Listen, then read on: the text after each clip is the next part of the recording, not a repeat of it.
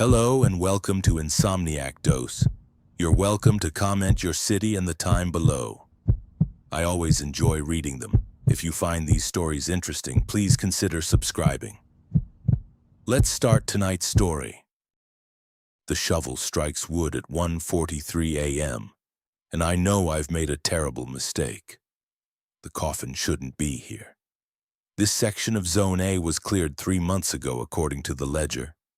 But the soil came away too easily, like something had already loosened it from below. My hands are shaking so badly the flashlight keeps jerking across the exposed lid, and that's when I see it. Fresh scratches on the interior surface, visible through a crack in the rotting wood. Someone clawed their way out, or in. Behind me, the digging sound stops. The sudden silence is worse than the noise. I can feel it now, the weight of attention, something vast and administrative turning its focus toward me like a filing cabinet opening in the dark. And the headstone 20 feet away, the one with my last name, begins to weep condensation despite the dry night air. The blank death date is filling in, digit by digit, tomorrow. "You're teaching it wrong," says a voice that knows my real name. I spin around and there I am, wearing the jacket I lost 3 years ago, wearing my face. It smiles with teeth I recognize from the mirror, and I understand with perfect crystalline horror that I was never the watcher here. I was always the lesson. 48 hours earlier. I took the night job because no one else would. That's the truth I tell people. The real truth is I needed somewhere no one would look for me. Black Ridge Cemetery sits just outside town, technically public land, but it borders an abandoned rest stop and a decommissioned chapel that now doubles as a records office. And it's not isolated exactly. You can see highway lights in the distance, their sodium glow painting the low clouds orange. You can hear trucks shifting gears on the grade, that distinctive engine brake growl that means someone's hauling weight. But no one stops. The rest stop's been closed since the early 2000s, windows boarded, parking lot cracked into geometric puzzles by root systems and freeze-thaw cycles. The chapel still has its steeple, but the cross is gone, leaving just the mounting brackets like an amputation. It's the kind of place that exists in the margins. Neither here nor there, perfect for someone who needs to be neither here nor there for a while. The job description was simple. Watch the grounds from sunset to sunrise, keep teenagers out, report vandalism. Log any irregular activity. Irregular activity. I'm the supervisor, Marcus, he said his name was, though he never looked at me directly during the interview. Didn't explain what that meant. He just handed me a heavy-duty flashlight, a ring of old brass keys that looked like they'd been cut in the 1970s, and a laminated sheet titled in bold Helvetica. Night Grounds Protocol typed. Corporate. Too clean for a place like this. I almost laughed when I read the first rule. Do not respond to voices calling your name after midnight. I thought it was a joke, some kind of hazing ritual for the new guy, like sending apprentices for left-handed screwdrivers or asking interns to find the basement in a one-story building. Cemetery humor, gallows humor. The kind of thing people think is funny when they work around death but never really see it. I needed the cash. $300 a night under the table. I paid weekly in worn 20s that smelled like cigarettes. I needed to disappear for a while. Needed a job with no W-2, no background check, no security cameras documenting my movements. A cemetery felt quiet, neutral. The dead don't ask questions, the dead don't check credit scores, the dead don't call the people you owe money to. The office was in the old maintenance shed, insulated poorly enough that I could see my breath even in September. There was a space heater that glowed orange and smelled like burning dust. A metal desk that looked military surplus, and a filing cabinet that didn't lock. The chair had wheels, but only 3 of them worked. On the wall, someone had hung a calendar from 2019, still turned to March. I told myself I wasn't the kind of person who believed in rules like that. The supernatural ones. Even the ones that assumed the universe cared enough about you to send warnings.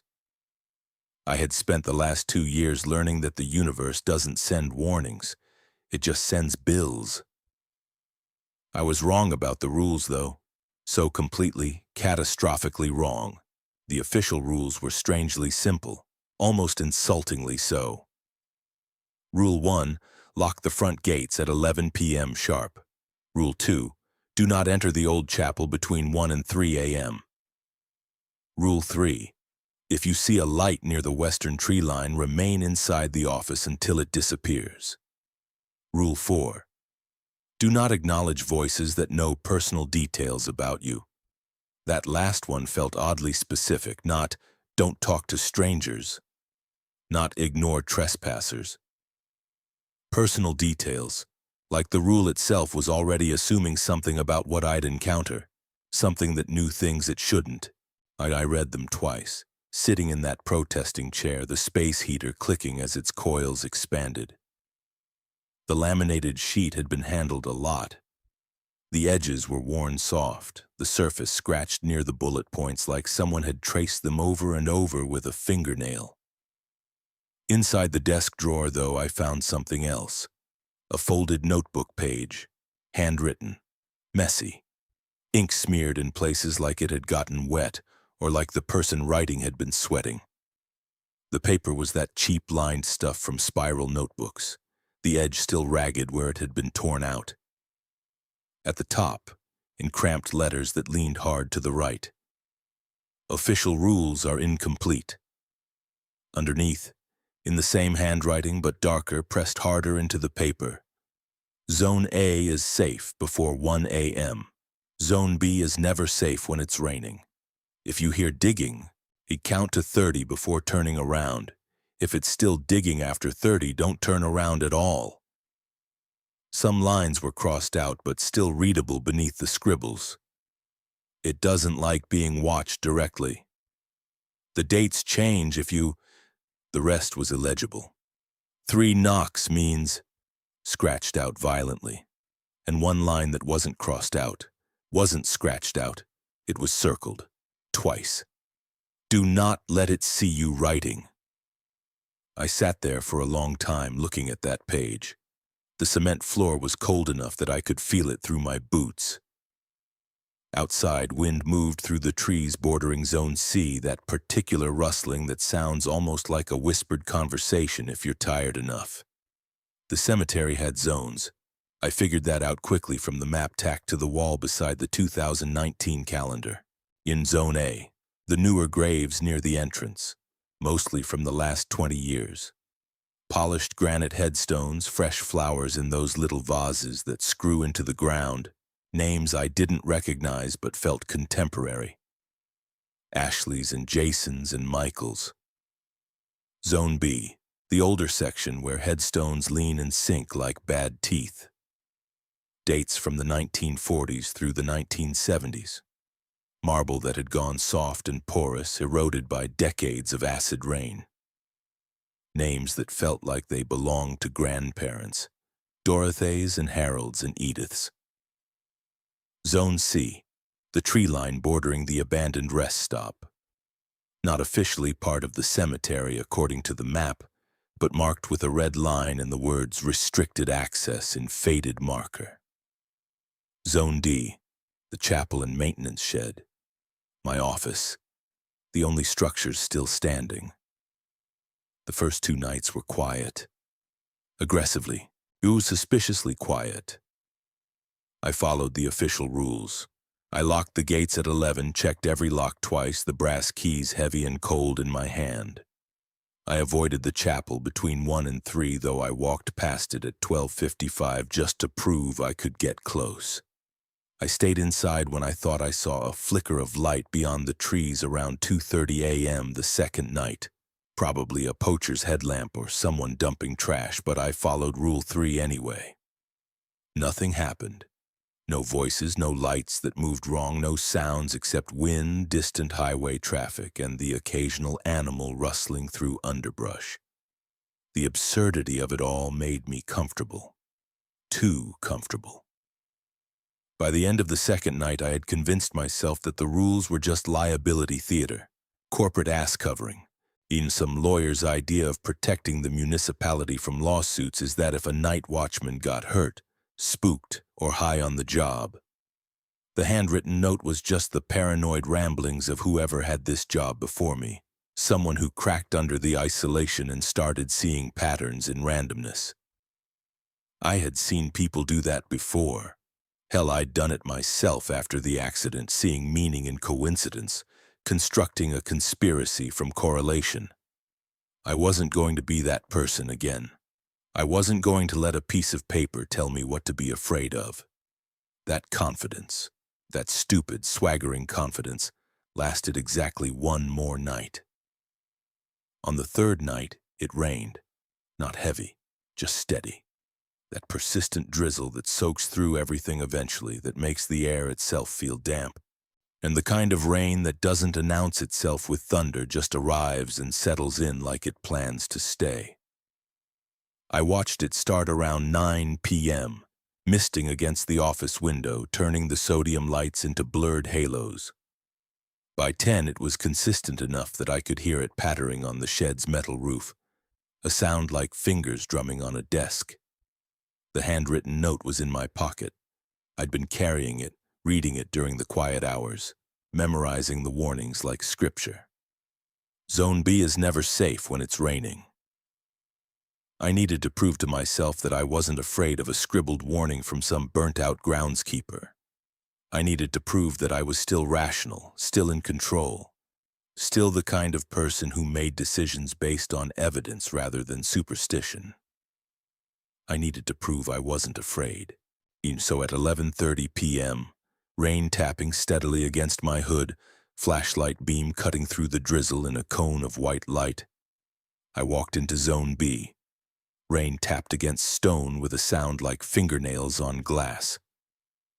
The flashlight beam trembled over dates and names, the engraved letters filled with water that made them look freshly carved. Harold Sims, 1923 to 1979.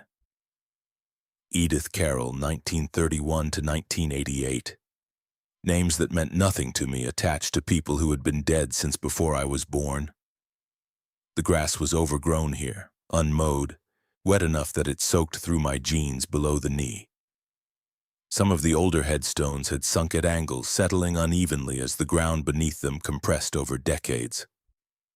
A few had cracked, frost heaves splitting them down the middle.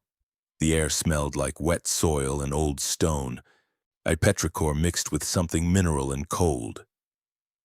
I heard it at 11:47, digging, slow, methodical, the sound of a shovel blade biting into earth, the chunk of displaced soil, the rhythm of manual labor. It came from somewhere ahead of me, deeper into Zone B, past a row of sunken graves toward the section where the oldest stones stood. I counted to 30. 1 Mississippi, 2 Mississippi, my breath fogging in the rain. 3 Mississippi, 4 Mississippi. The digging continued, steady, unhurried, the sound of someone who had all night and no reason to rush. 27 Mississippi. 28 Mississippi, 29 Mississippi. The digging didn't stop. The note said, if it's still digging after 30, don't turn around at all. I turned around. Nothing was there. No disturbed soil, no shovel, no footprints in the wet grass, and no figure bent over a grave. The rain fell through empty air, tapping against stones, trickling into the carved names like the dead were crying. Just rain. Just old graves. Just the night. I laughed, out loud. The sound felt good, felt human, felt like reasserting control. I walked back to the office, soaked and triumphant, rain streaming down my face, boots squelching in the wet grass. The flashlight beam jumped ahead of me, catching headstones and monuments, illuminating nothing threatening, nothing wrong, nothing that justified those paranoid scribbles. Nothing followed me, nothing grabbed me from behind, nothing rose from the earth to drag me down. Nothing happened. I stripped off my wet jacket in the office, made instant coffee with the electric kettle, and sat in the broken chair feeling the space heater's inadequate warmth. I took the handwritten note from my pocket, damp now, ink starting to blur, and I laughed at it again. That was the worst part, not what happened, what didn't happen. Because nothing feels safer than getting away with something. The next night, the graves in Zone A were wrong, subtly wrong. I noticed it during my first patrol at 9:15 p.m. before the official rules even kicked in. I was walking the newer section with my flashlight, checking for vandalism like the job description required, reading headstones the way you read billboards on a highway. Casually, just to have something to focus on. The dates had shifted. Jessica Moore, 1987 to 2014. I could have sworn it said 1988 to 2014 the night before. I had noticed it specifically because 1988 was my birth year. A stupid piece of trivia your brain catches and files away. Thomas Garrett, 1952 to 2021. Hadn't that been 2020? I remembered thinking he died during COVID, during that stretch when death felt administrative rather than tragic, when the numbers got too big to feel individual. I thought it was exhaustion. 3 nights of irregular sleep, my circadian rhythm scrambled, the isolation playing tricks on memory. I told myself I hadn't memorized them. Why would I? They were just names, just dates, just data carved into stone. But then I found a headstone near the entrance, close to the front gates, positioned where I walked past it every time I entered or left the grounds. Collins. My last name. First name James. Not my first name. I'm not James. But the birth year was mine, 1988. The death date was blank, just a smooth stretch of granite where the numbers should be, space left for them to be added later. So the soil beneath it looked freshly turned, darker than the surrounding grass. Slightly mounded. The way the earth looks after a burial before it settles and compacts is when it still holds the shape of what was placed inside. I hadn't noticed it before. I was certain I hadn't noticed it before. I stood there for a long time, flashlight beam fixed on that blank death date, rain starting to drizzle again, cold drops hitting the back of my neck. My hands were shaking, not from cold, from something else, something that felt like recognition. I broke Rule 2 because it was 2 a.m. and I didn't care anymore. The chapel was supposed to be off limits between 1 and 3, but the records were in there, the physical ledgers and files that predated digital record keeping, stored in boxes and filing cabinets in what used to be the vestry. And the door wasn't locked. The brass key turned easily, the mechanism well-oiled despite decades of neglect. Inside, the air was still and cold, that particular quality of cold that feels thicker than normal air, that resists breathing. The chapel had been stripped of pews, the stained glass windows boarded over from the outside, and the altar removed. Just space with a cement floor and walls that still held the ghosts of crosses and plaques that had been taken down. Cleaner rectangles marking where they'd hung.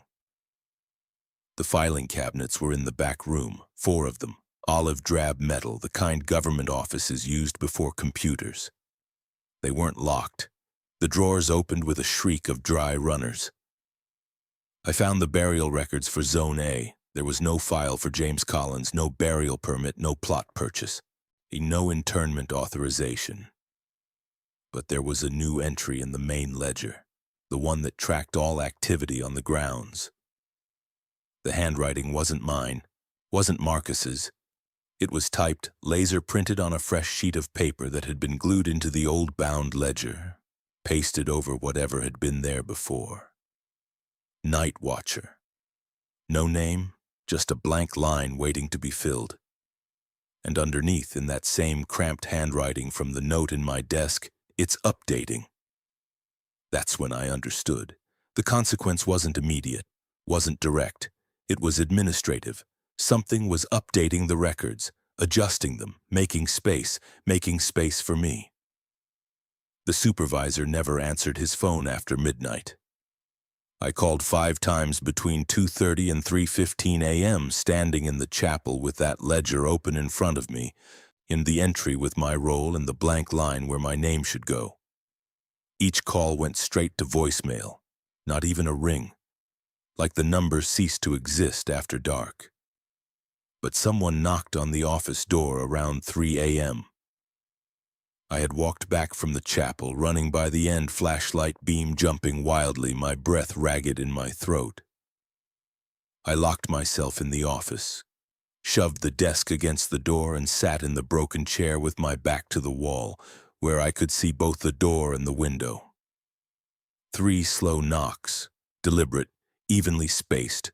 Knock, pause, knock, pause, knock. I didn't respond.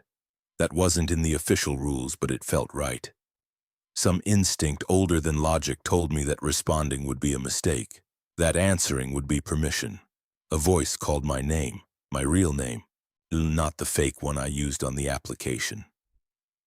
Not the name I'd been using for the last 2 years, the identity I'd borrowed from a cousin who died young, whose social security number still worked because bureaucracies move slowly. My actual name.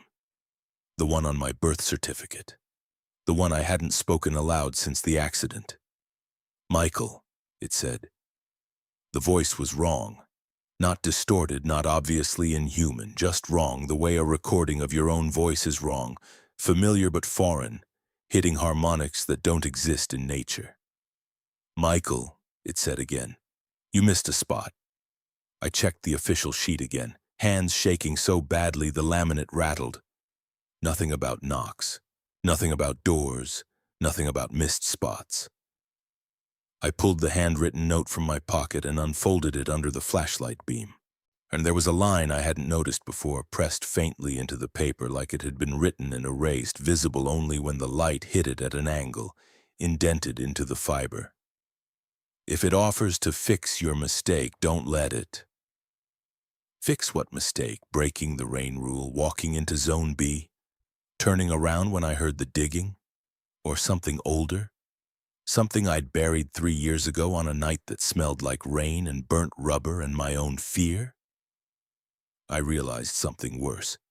The rules weren't there to protect me from it. They were there to protect it from me. Every time I followed a rule, the ground stayed stable, quiet, consistent. The dates stayed fixed. The graves stayed closed. The boundary between here and whatever else remained intact. When I broke one, something changed, something shifted, something updated. Like I was teaching it, like it was learning what I feared, what I noticed, what I remembered. Like every violation was data. The knocking stopped. Footsteps moved away from the door, crunching on gravel, fading toward Zone B. I stayed in the office until sunrise, watching the window, watching the door, watching the clock count down the minutes until 6 a.m. when my shift officially ended. When dawn finally came, gray and cold, through the dirty window, I walked outside. The headstone with my last name had changed. The death date was no longer blank. It read today's date. By the 5th night, I stopped reading the official sheet. I didn't throw it away. That felt dangerous, like destroying evidence might be worse than ignoring it. But I stopped treating it as gospel.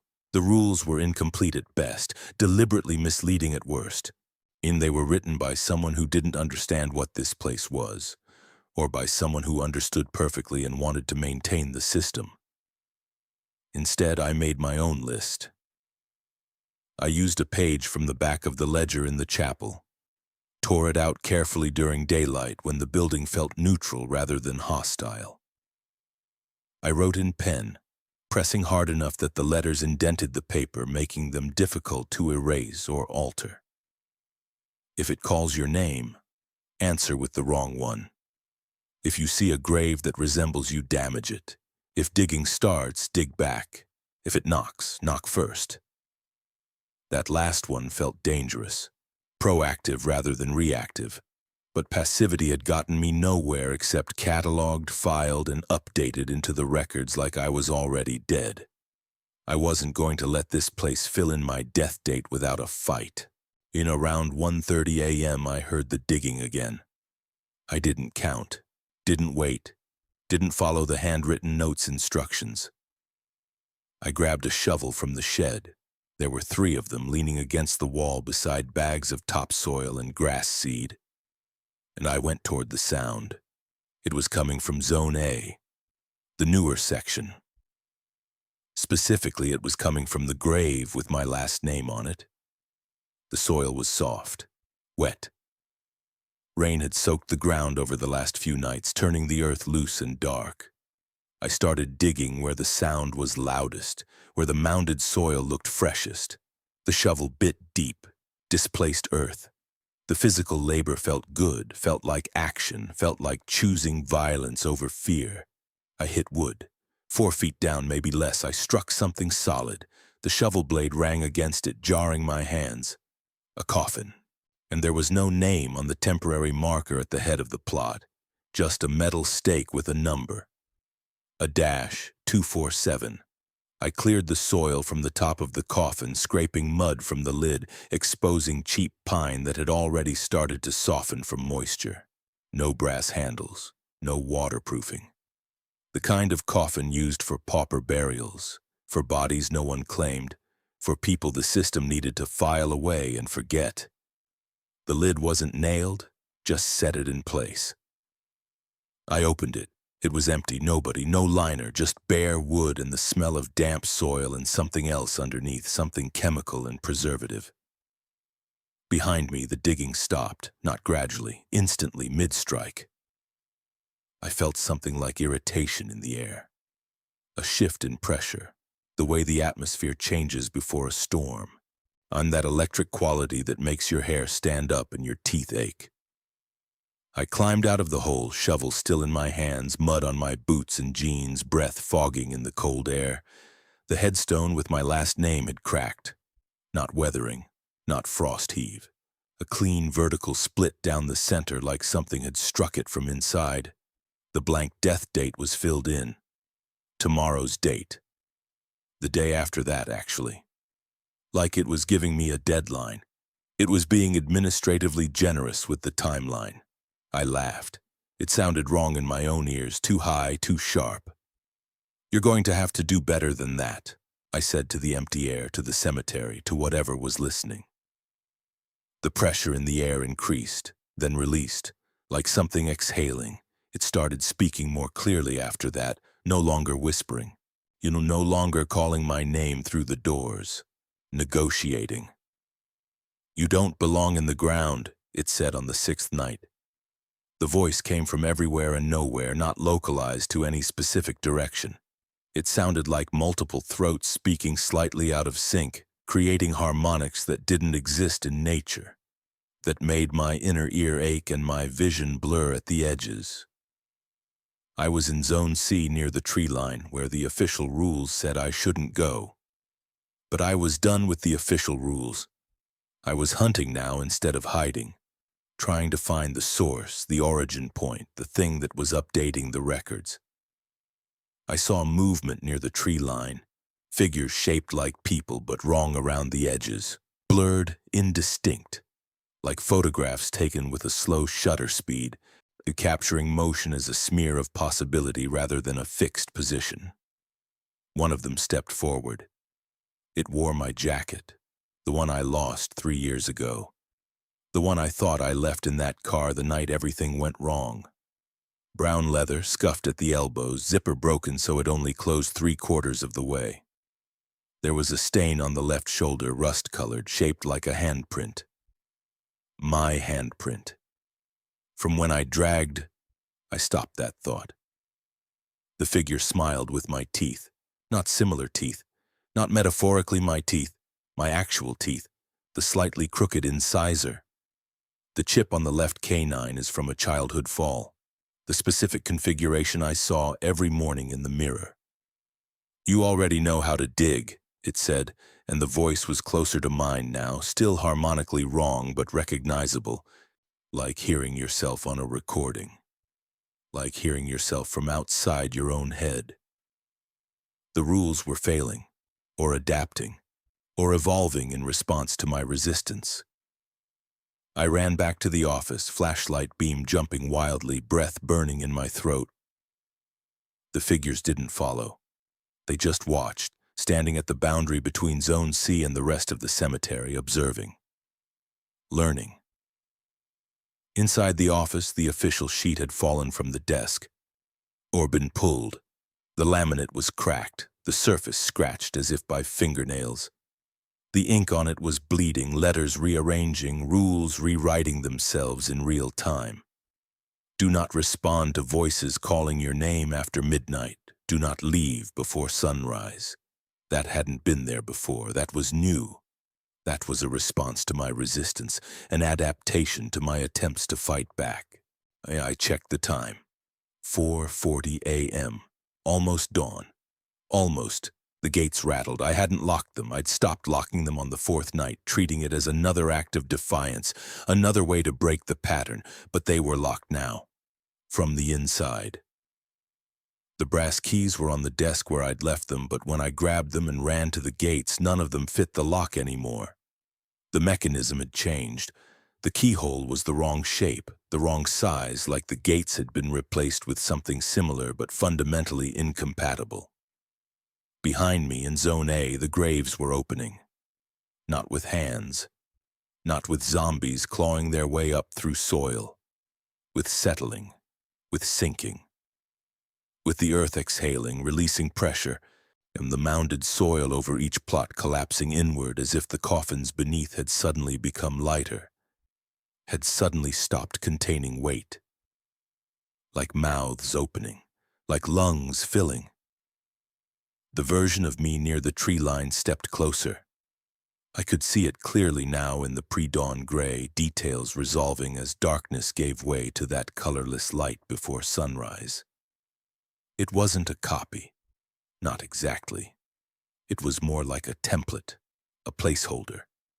The way a mannequin is shaped like a person without being one, occupying the same space but not the same category of existence. It wore my jacket, my jeans, my boots. But the face was still blurred, still indistinct, still waiting to be filled in. I can take your place, it offered, voice no longer harmonically wrong, just tired, just human. You won't owe anyone anymore. That was the bargain, not survival, replacement. I realized something then, standing there with locked gates behind me and open graves ahead and a thing wearing my clothes negotiating for my identity. The cemetery wasn't ancient, wasn't built on cursed ground, wasn't sitting atop an Indian burial ground or a Civil War massacre site or any of the traditional horror explanations. It was new, growing, administrative. It needed records. It needed watchers.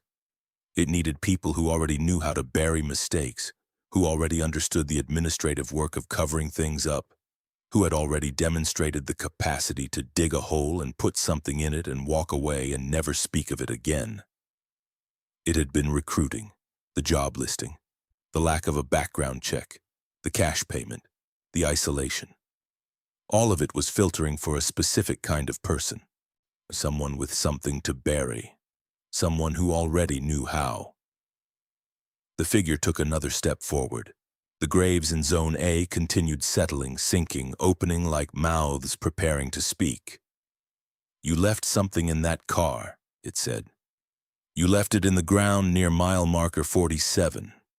You thought rain would wash away the evidence. You thought time would erase the guilt. It wasn't wrong. We can file that correctly, it said. We can update the records. We can put everything in its proper place. The thing I'd buried 3 years ago hadn't been evidence. It had been a person. Not dead when I buried them, dying. Badly injured.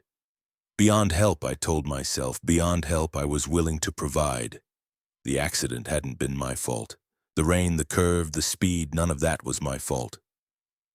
But leaving them in that ditch was, covering them with branches and soil and my own desperate hope that no one would look, that was my fault. Walking away while they were still breathing, that was my fault. The figure smiled with teeth that were becoming more specific, more mine with each passing second. "Let me take your place," it said. "I'll go back to your apartment, I'll pay your debts, I'll live your life, and you can stay here where you belong." I looked at the graves sinking around me, at the headstone with my name cracking further, at the locked gates and the rewritten rules and the administrative horror of a place that processed guilt like paperwork. I dropped the shovel. I dropped the flashlight. I walked toward the tree line instead of away from it. If it wanted me in the ground, I wouldn't go down quietly. I wouldn't go down documented. I wouldn't let it file me away. I walked directly toward the figure wearing my jacket. It flinched. That was the key. That tiny moment of uncertainty. It was learning, adapting, evolving.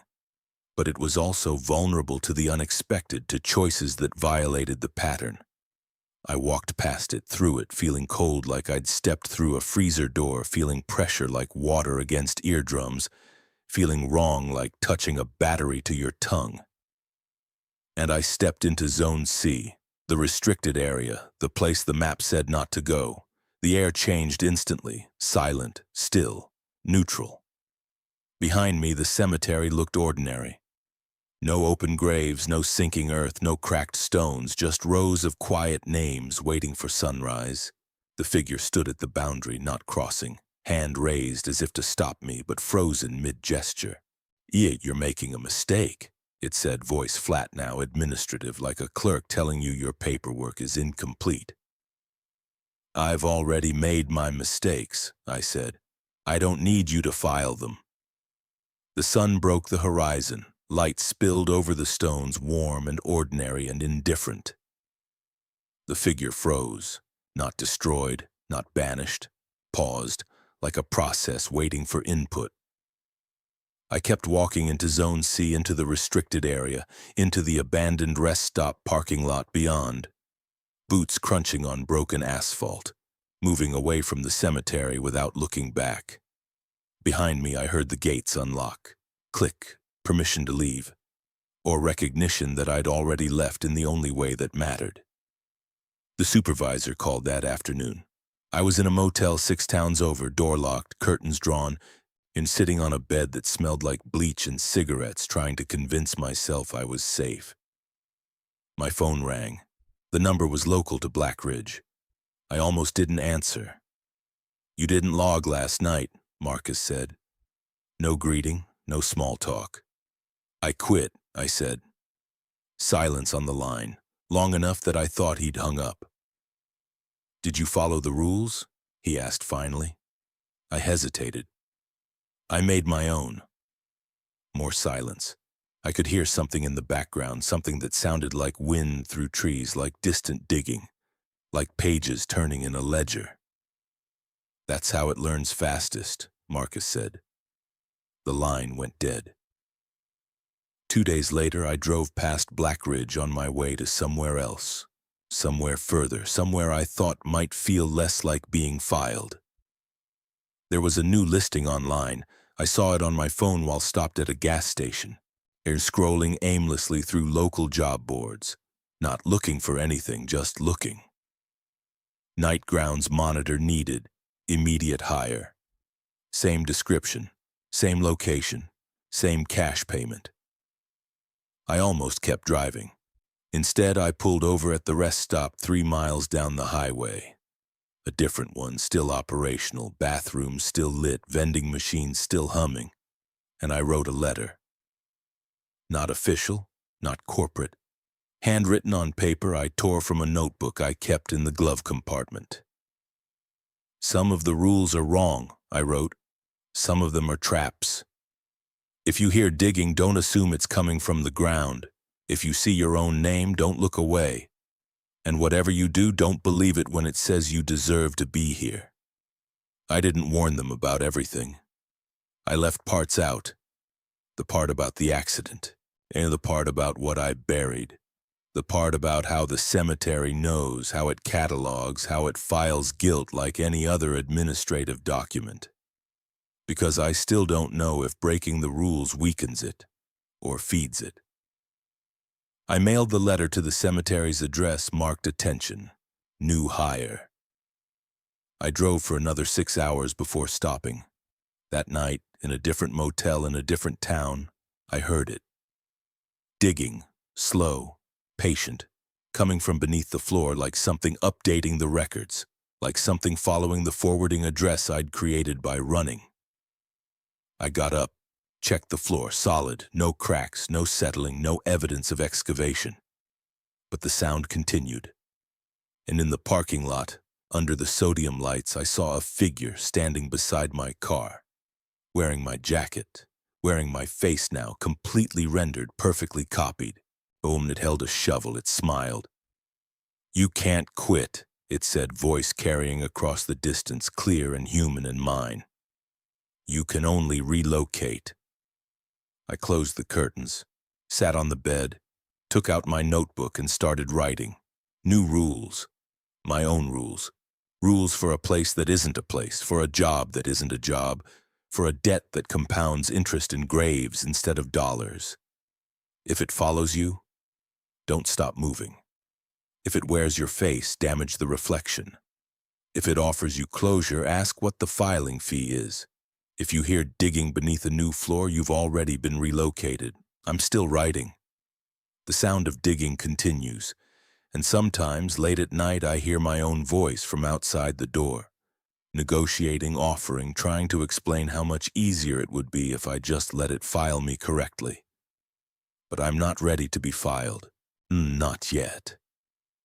So I keep moving, keep writing, keep making rules for a horror that's learning to follow them. And I wonder, late at night when the digging is loudest, whether the person who wrote those handwritten notes I found is still out there somewhere, still running, still hearing the same sounds beneath different floors. Or whether they eventually stopped, eventually agreed, eventually let themselves be filed. The next job listing goes up in 3 days, according to the website. I'm not going to apply. But I am going to send another letter. Because if breaking the rules teaches it faster, then maybe distributing the rules spreads the lesson. Maybe if enough people know what it is, how it works, what it wants. Maybe it gets too complicated to process, too irregular to file, too human to catalog, or maybe I'm just making it stronger. You're teaching it to hunt in packs, giving it better bait. I'll know soon enough. The digging is getting closer, and my name is already in the ledger.